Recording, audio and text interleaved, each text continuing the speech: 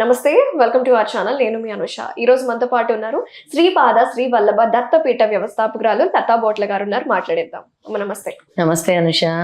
మీరు current affairs గురించి కూడా మాట్లాడుతూ ఉంటారు, కొంచెం స్టాండ్ తీసుకుంటూ ఉంటారు. దాంట్లో భాగంగా కాకినాడలో జరిగిన మిస్సింగ్ కేసు, జాహ్నవి అనే అమ్మాయి 3 years పాప మిస్ అయిపోయింది. కుక్క మాత్రం దొరికింది, ఆ అమ్మాయి అసలు దొరకట్లేదు. అసలు ఏమైందంటారు? దాని గురించి స్టోరీ కొంచెం మీ మాటల్లో. జాహ్నవి అనే పాప వాళ్ళ నాన్నని అనుసరిస్తూ పామ్ ఆయిల్ తోటలో వాళ్ళ నాన్నగారు పనిచేస్తారు. అలాగే వాళ్ళ నాన్నగారు వెనుక ఈ పాప జాహ్నవి, అలాగే వాళ్ళు పెంచుకునే కుక్క కూడా వెంట వెళ్తూ మధ్యలో వాళ్ళ నాన్నగారు తన పని చూసుకుంటున్నప్పుడు ఈ అమ్మాయి మిస్ అవ్వటం అనేది జరిగింది. ఎంత గాలించినా కూడా దొరకలేదు పాప. ఈ పాప అదృశ్యమైంది. అసలు ఈ పాపను ఎవరైనా కిడ్నాప్ చేశారా, ఈ పాప ఎక్కడైనా గోతిలో పడిపోయిందా లేదా చనిపోయిందా అనే విషయం ఇప్పటికీ తేలలేదు. గాలింపు చర్యలు మాత్రం మన వాళ్ళు ముమ్మరంగా చేస్తున్నారు. ఆ పెంపుడు కుక్క ఏదైతే ఉందో, పెంచుకున్న కుక్క కూడా తిరిగి వెనక్కి వచ్చింది, కానీ పాప మాత్రం తిరిగి వెనక్కి రాలేదు. ఇప్పటికీ 3 రోజులు ఆల్రెడీ గాలింపు చర్యలు చేపట్టినా కూడా పాప విషయం తేలనే లేదు. ఎందుకు ఇలా జరుగుతుంది అని అంటే, ఎవరైనా గిట్టని వాళ్ళు ఈ పని చేశారా, ఏమైనా కిడ్నాప్ చేశారా, దొంగల లాంటి వాళ్ళు ఏమైనా కిడ్నాప్ చేసి వీళ్ళ నుంచి ఏమైనా ఆశిస్తున్నారా, లేదా వీళ్ళకి గిట్టని వాళ్ళు ఎవరైనా ఈ పాపను తీసుకెళ్ళి ఎక్కడైనా నీటిలో పారేయటం అలాంటివి ఏమైనా చేశారా అంటే మనం అలాంటి ఊహించకూడదు. పాప దొరకాలని సినారియోస్ ఇప్పుడు అవే జరుగుతున్నాయి కాబట్టి సొసైటీలో మీరు చెప్తున్నారు. పాప దొరకాలని మనం కూడా వేడుకుంటున్నాము, భగవంతుని ప్రార్థిస్తున్నాము. ఎందుకంటే చిన్నారి, ఏమీ తెలియని చిన్నారి. అసలు ఇలాంటివి అరాచకాలు చాలా జరుగుతున్నాయి అనుష. ఒకవేళ తల్లిదండ్రుల మీద కోపం అయితే తల్లిదండ్రులతో పెట్టుకోవాలి, కానీ అన్యం పుణ్యం ఎరగని పసికందులని ఈ విధంగా చేయటం మాత్రం చాలా అన్యాయం. ఎందుకంటే ఈ కేసు మాత్రం ఒక మిస్టరీగా మారిపోయింది. ఈ మిస్టరీ ఛేదించడానికి అసలు ఎవరైనా ముసుగులు వేసుకొని వచ్చి ఈ పాపను అపహరించారా, అసలు ఏం జరిగింది అని తేలాల్సి ఉంది. దీని మీద గాలింపు అయితే మొదలైంది. ఇంకా మనం వేరే కేసు చూసుకుంటే కూడా 12 ఏళ్ల బాలిక, ఆ పాపని కూడా ఖమ్మంలో ఆ పాప కొంచెం తెలివి ఉంది. 3 ఏళ్ల పాపకైతే అసలు తెలివి ఉండదు. అసలు ఆకలి అని కూడా అడగలేదు, దాహం అని కూడా అడగలేదు. తల్లి ఉంటే తప్పించి అన్నం పెడితేనే తినే వయసు అది. ఈ 12 ఏళ్ళ పాప కొంచెం మాట్లాడగలిగింది కాబట్టి ఆ పాప అరుస్తుంది, 12 ఏళ్ల పాప అరుస్తుంది. ఈ ఫిజికల్ అబ్యూజ్ అసలు ఎంత ఘోరంగా, అంత చిన్నారిని, వాడికి అసలు వాడి జ్ఞానం ఏమైందో, వాడిని ఎన్ని విధాల ఎన్ని మాటలు తిట్టాలో కూడా అర్థం కావట్లేదు అనుష. ఎంత వరస్ట్ ఫెలో అని చెప్పుకోవాలి. అంత చిన్నారిని హింసించి మళ్ళీ 3వ అంతస్తు నుంచి తోసేస్తే ఇప్పుడు ఆ లైఫ్, ఆ అమ్మాయికి జరిగినటువంటి ఫ్రాక్చర్స్, డ్యామేజ్ ఎవరు తిరిగిస్తారు? జీవితాంతం ఆ బాల్యాన్ని చిదిపేశాడు. ఆ బాల్యాన్ని ఒక ప్రశ్నగా వేశాడు. అంటే ఒక క్వశ్చన్ మార్క్. మనం చెప్తూ ఉంటాం గుడ్ టచ్ బ్యాడ్ టచ్ అని. ఎంత చెప్పినా కూడా ఇలాంటివి జరుగుతున్నాయంటే పసిపిల్లల మీద ఎందుకు చూపిస్తున్నారు అంటే, వీళ్ళకి మానసికంగా ఆలోచనలు ఏ విధంగా ఉంటున్నాయి, ఇంత దుర్మార్గంగా తయారవుతున్నారా, ఇంత అసలు నీచ నికృష్టులుగా తయారవుతున్నారా, అసలు ఎలాంటి ఆలోచనలతో వీళ్ళు ఉంటున్నారు, చిన్న పిల్లల మీద ఎందుకు చూపిస్తున్నారు అనేది మనకు అర్థం కావట్లేదు. అలాగే కొంతమంది పెద్దలు అంటూ ఉంటారు, ఆడవాళ్ళు వేసుకునే బట్టలు వస్త్రధారణ బట్టి కూడా మగవాడు మారుతాడని. కానీ ఈ పాప ఏం చేసింది అంటారు? 12 ఏళ్ళ పాప. ఇప్పుడు ఇది వస్త్రధారణతో సంబంధం లేదు కదా అనుష. చిన్నపిల్లలు చిన్న పొట్టి గౌన్లు వేసుకుంటారు, ఏదైనా వేసుకుంటారు. చిన్న వయసు అది. మనకు అసలు బాల్యం అంటే ఏంటి, ఆడుకునే వయసు. పాప ఏం చేసింది? ఏమీ చేయలేదు. ఆ పాపకు అసలు ఏమీ తెలియదు, ఆడుకుంటుంది.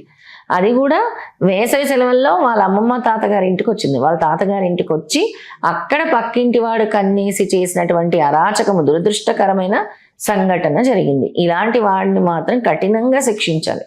చాలా కఠినంగా శిక్షిస్తేనే నెక్స్ట్ ఇలాంటివి జరగకుండా ఉంటాయి. మన ఇండియాలో ఇలాంటి సంఘటనలు జరిగినప్పుడు జ్యుడిషియరీ సిస్టమ్ చాలా స్ట్రిక్ట్గా ఉండాలి, యాక్షన్స్ కూడా చాలా స్ట్రిక్ట్గా ఉండాలి. అరే మేము ఇది చేస్తే మాకు ఈ శిక్ష పడుతుంది అన్నట్టుగా ఒకసారి శిక్ష విధిస్తే ఇలాంటివనేవి కంట్రోల్ కొంతవరకు చేయొచ్చేమో. అసలు షూటెడ్ సైట్ ఆర్డర్స్ లాంటివి ఇలాంటివి పాస్ చేస్తే నెక్స్ట్ ఇలాంటివి అవ్వేమో. ఎందుకు అసలు ఈ చిన్న పిల్లలు ఏం చేశారు? వాళ్ళ భవిష్యత్తు పాడు చేసే హక్కు ఎవరిచ్చారు? ఇంత దుర్మార్గపు చర్య ఆలోచన ఎలా వచ్చింది నీకు? నీ ఇంట్లో ఆడపిల్లలు లేరా? నీ ఇంట్లో ఆడపిల్లలు ఉన్నారా లేదా నువ్వు ఆలోచించుకోవా, ఎదుటి చిన్న పిల్లల మీద నీకు ఎలా కనబడింది అంటే వాళ్ళ యొక్క ఆలోచన విధానం ఎంతటి దిగజారిన స్థితిలో ఉంది, సమాజం ఎక్కడికి పోతుందో మనం అర్థం చేసుకోవాలి అనుష. ఎంత మనము వీటి మీద అవేర్నెస్ క్యాంప్స్ చేపట్టినా, ఎంత కఠిన చర్యలు తీసుకుంటున్నా ఇంకా ఇలాంటి సంఘటనలు పసిపిల్లల మీద జరుగుతూనే ఉన్నాయి. ఇప్పుడు జాహ్నవి కేసు కూడా అంతే. ఇప్పుడు ఆ అమ్మాయి విషయం అంటే ఆ అమ్మాయి దొరికితే మనకు అదృష్టం, ఒకవేళ దొరక్కుంటే అదృశ్యం అయిపోతే దాన్ని ఛేదించడము పోలీసు వాళ్ళకు కూడా ఒక సవాల్గా మారుతుంది. ఇప్పుడు నిజంగా డ్రోన్స్ పెట్టి వెతుకుతున్నారంట, దొరకట్లేదంట, ట్రాకర్స్ పెట్టారంట డాగ్స్ కి, అన్ని పెట్టారు. ఆ అమ్మాయి ఏమైంది సరే, ఇప్పుడు ఆ డాగ్ ఎక్కడి నుంచి మిస్ అయిందో అమ్మాయి అక్కడ వరకు తీసుకెళ్ళగలదు, తర్వాత అది ఎలా అనుసరిస్తుంది? కరెక్ట్. ఆ వాసన గుర్తుపట్టి ఎక్కడికి వెళ్ళారు, ఎక్కడి నుంచి వచ్చారు అనేది తీసుకెళ్తుంది. ఆ ప్లేస్ నుంచి ఏం జరిగింది అనేది మరి ఇది గుర్తుపట్టగలుగుతుందా, ఈ పెంపుడు కుక్క గుర్తుపట్టగలుగుతుందా అనేది కూడా తెలవాల్సింది. అలాగే ఈ కేసులో ఈ మిస్టరీ అనేది వీడాలి అతి త్వరలో. అంటే నేను ఆలోచించే ప్రకారము ఎవరైనా గానీ ఈ అమ్మాయిని కిడ్నాప్ చేసి ఉండొచ్చేమో, ఎవరైనా గిట్టని వాళ్ళు ఫ్యామిలీని గిట్టని వాళ్ళు ఇది వరకు ఇలా వీళ్ళని ఎవరైనా బెదిరించి ఉన్నారా, మొదటిసారి జరిగిందా, బెదిరింపులు ఏమైనా వచ్చాయా వీళ్ళకి గతంలో అనేది కూడా తెలుసుకోవాల్సి ఉంది. ఇంకోటమ్మా, ఇలాంటి సంఘటనలు సమాజంలో చాలా జరుగుతున్నాయి. ప్రతి ఒక్క కుటుంబం కాకపోయినా కొన్ని కుటుంబాల్లో ఇలాంటివి జరుగుతున్నాయి కాబట్టి వాళ్ళ పూర్వజన్మ కర్మకి సంబంధించి ఉంటుందంటారా ఇదేమన్నా? తప్పకుండా పూర్వజన్మ ప్రారంభ కర్మ ఉంటుంది. తల్లిదండ్రులు కూడా జాగ్రత్త వహించాలి పిల్లల మీద. తల్లిదండ్రులు పిల్లలు ఎక్కడికి వెళ్తున్నారు, సరే ఆడుకుంటున్నారా అని వదిలేయటం కాదు, ఎక్కడ ఆడుకుంటున్నారు, వాళ్ళు ఎక్కడికి వెళ్ళి ఆడుకుంటున్నారు, అక్కడ ఎవరు ఉన్నారు, అక్కడ ఎలా జాగ్రత్తగా ఉండాలి, మీరు బయటకు వెళ్ళినప్పుడు ఎవరైనా పిలిస్తే వెళ్ళకూడదు, ఇలాంటి జాగ్రత్తలన్నీ తల్లిదండ్రులు పిల్లలకి మేలుకువలు నేర్పించాలి. మనము స్కూల్స్లో కూడా చాలా క్యాంప్స్ పెడుతూ ఉన్నాం. నారీసేన నుంచి కూడా గుడ్ టచ్ బ్యాడ్ టచ్ అనే క్యాంప్ కూడా మనం నిర్వహించాం గతంలో. ఇలా వచ్చి ఎవరైనా పిలిచి చాక్లెట్ ఇస్తామంటే వెళ్ళకూడదు, అక్కడక్కడ వేరే ప్రదేశాల్లో అంటే మీ బాడీ పార్ట్స్ టచ్ చేస్తున్నప్పుడు కూడా మీరు వెంటనే ఇన్ఫార్మ్ చేయాలి, అక్కడి నుంచి పరిగెత్తాలి, అది మీకు తెలుసుకోవాలి అనేది చిన్నప్పటి నుంచి మనం చెప్తున్నా కూడా పిల్లలకి సగం వరకు అర్థమవుతుంది, సగం వరకు అర్థమవుతుంది. తల్లిదండ్రులు అనేది పానిక్ అయిపోతూ ఉంటారు, తల్లిదండ్రులు కూడా పిల్లలు ఎక్కడికి వెళ్ళారు, ఏం చేస్తున్నారు అనేది గమనించుకోవాలి. అంటే వదిలేసి వాళ్ళని ఇన్ని గంటల సేపు రాలేదు అని చూడకుండా ఉండే తల్లిదండ్రులు కూడా ఉన్నారు వాళ్ళ పనిలో పడి. అలా కాదు, ఎక్కడికి వెళ్ళారు పిల్లలు అనేది కూడా గమనించుకోవాలన్నమాట. అలాగే నువ్వు అడిగావు అంటే ఆస్ట్రాలాజికల్ గా కూడా ఇలా జరుగుతుందా అని.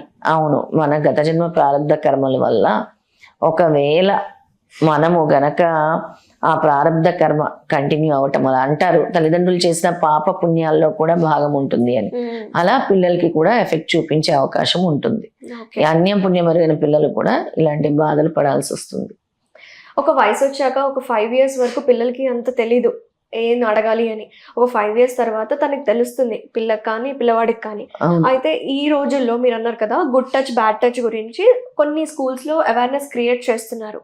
ఒక ఏజ్ అంటే టీనేజ్ వరకు వాళ్ళకి ఏమేమి యాక్టివిటీస్ ఎక్కువగా నేర్పించాలి, సెల్ఫ్ డిఫెన్స్ లాంటివా లేకపోతే కెరాటే లాంటివా, ఇలాంటివి ఏమైనా ఇంక్లూడ్ చేయాలంటారా? ఆడపిల్లలకి అందరికీ కూడా సెల్ఫ్ డిఫెన్స్ చాలా ఇంపార్టెంట్.